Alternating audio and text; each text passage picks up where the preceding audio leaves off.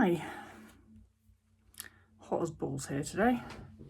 And okay, so I'm in Colorado, and there are fires in California, and we've got so much smoke from fires in California that it's like a air quality index of 150. Because I'm used to having fires in Colorado, and that makes sense because it's closer. Well, when you're in Colorado, the fires are closer. These fires are states away. My geography is very bad, so don't ask me how many miles away from Colorado, California is, but it's a long way, and there's that much smoke. Anyway, all right, so this is a question.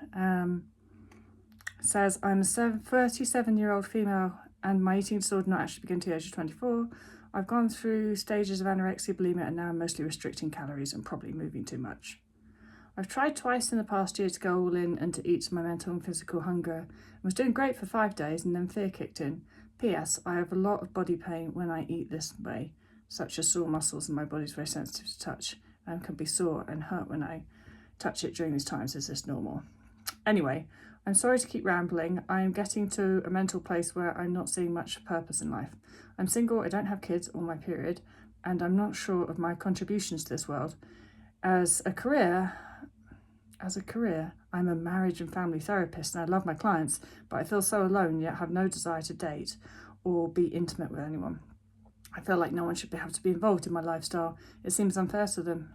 I ended an engagement in June 2021 because I felt numb in my emotions and was scared I was about to make a big mistake. My question to you is, did you notice any change in the way that you loved and desired others after recovery? Did you feel like you had a purpose again? Also, did you meet your husband after recovery? And if so, what was it like to be with someone after you recovered as opposed to being in a relationship while you were sick? Or maybe you recovered by knowing him. I'd love to hear your experience. Okay, so let's start with the first question, which was, did you notice a change in the way you loved and desired others after recovery? Well, yes, in that I don't know if I particularly desired anyone whilst I had an eating disorder.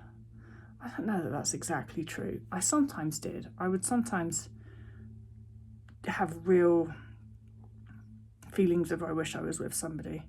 But for the most part, just drown that out by going to the gym. It wasn't that in itself was not massively strong. What felt a lot stronger for me was just sheer loneliness. So I feel like I was very lonely, but my desire was just sort of any sort of having a friends, that sort of thing, having a social life, that sort of thing, rather than particularly wanting to be intimate with another human being. I don't know that I actually did at all when I had an eating disorder. Second question, did you feel like you had a purpose again? That's an odd question. I don't know. I don't necessarily feel like I have to have a purpose. Maybe I've never felt like that. When I had an eating disorder, I certainly had a purpose, and that was to get up and go running as often as I could throughout the day and to restrict as much as possible, and that certainly felt like a purpose. I didn't really worry about, if I recover, I'm going to not have a purpose anymore. Of course, that was a sort of thought thing that my eating disorder threw at me, but part of me just knew it was so sad the way that I was living, and it was so sad that I thought that running and all that shit was that important that I was quite happy to not have that as my purpose. And I guess I just sort of knew that, I'll muddle along, I'll find something to do. I don't know. I'm definitely not one of these people that feels like I have to have a purpose to be happy, because sometimes I think, it's just great not to have a purpose and just bumble along and actually be happy. Anyway, so I don't know if I can answer that question, because I actually felt like I had a purpose when I had an eating disorder. But then when I went into recovery, I felt like that was my purpose, was to be in recovery and get rid of that fucker. And then when I was recovered, well, tons of other stuff happened. Anyway, so the other question was also, did you meet your husband after recovery? And if so, what was it like to be someone after you recovered as opposed to being in a relationship while you were sick? So I met my husband before I was fully recovered, but I would actually say that I was on my way there. I was in recovery. My recovery was not particularly straightforward. I'll outline that and love that. And so I did meet him before I was fully recovered. To this day, I have no idea what he saw in me. No idea at all. It was horrible. It was awful. Anyway, but something he did. So, yes. And I would say that our relationship before I recovered was quite one-sided. And that changed a lot, actually, with recovery. Got much more interested in sex, in, I don't know, just everything in life. Way different for both of us, and 100% better in every direction for both of us. I just think that, okay, wow. So if you think about it from a biological point of view, your brain thinks you're in a famine and it does not have enough resources. It does not have enough energy coming in to make ends meet each day. That is pretty damn stressful for your body. So that's what I would call severe biological stress. To be in an energy deficit is putting your body in biological stress. When your body is biologically stressed, then it's just got to focus on surviving, hasn't it? Your body believes that you're in a famine. So it's like, right, well, we've just got to get through this. We have to put a hold on everything, really. And we've just got to focus on surviving the famine.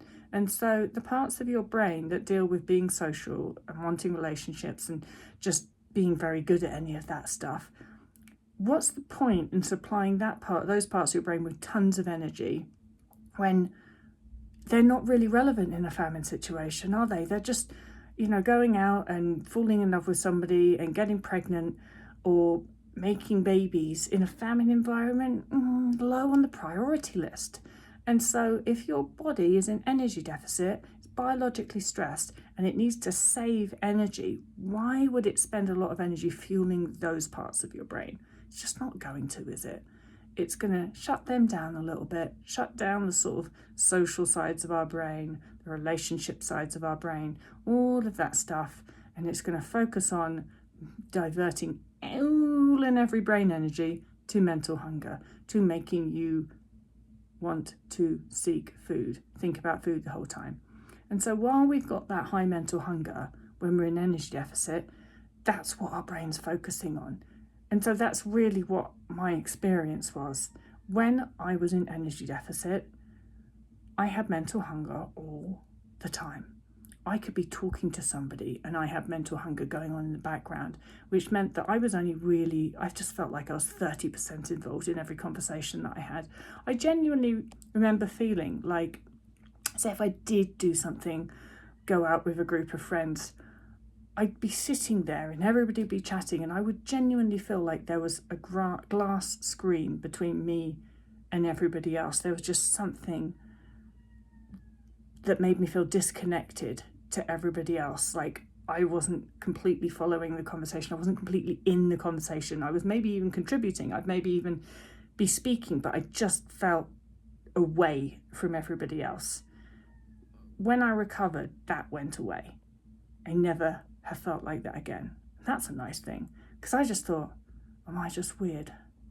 There's something very wrong with me. Why am I different? And also what used to piss me off was because I knew it didn't used to be like that. I knew before my eating disorder, I never felt like that before. And so maybe part of me did know. I don't know if I put it together at that time that it was to do with my eating disorder, but I do know that at the back of my mind, I was always thinking about food or exercise. And so, of course, it's relatively difficult to give somebody your undivided attention when your attention is absolutely divided, because your brain's like, no, don't talk to that person. Just, you've got to go and eat food, you idiot. Stop chatting. Stop talking about the weather and get on and go and find some food. That's what your brain's doing. Your brain is trying to drag your attention back to the subject of food all the damn time, because it's in energy deficit and because it's biologically stressed and it's just trying to get you out of the fucking famine. So if you look at it like that from a biological point of view, it's not surprising, is it? It's not surprising that a lot of us are just a bit shit at relationships when we have an eating disorder. And if you're wondering if you will be less shit at relationships when you don't have an eating disorder, the answer is going to be yes. you're not going to be any worse at it, are you, when you've actually got that part of your brain functioning and able to concentrate on it? So, I hope that answers your question. All right, I've got to go. Bye.